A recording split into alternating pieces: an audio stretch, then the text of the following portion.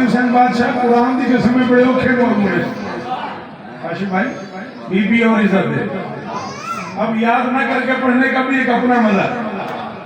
अब आपने छेड़ दिया तो फिर 1 लाख लोग अगर आप बुरा ना माने तो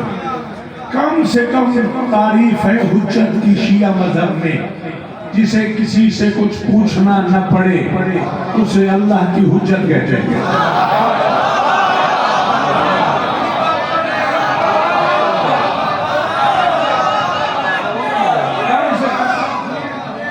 कम से कम तारीफ है फिक़्ह जाफरिया में,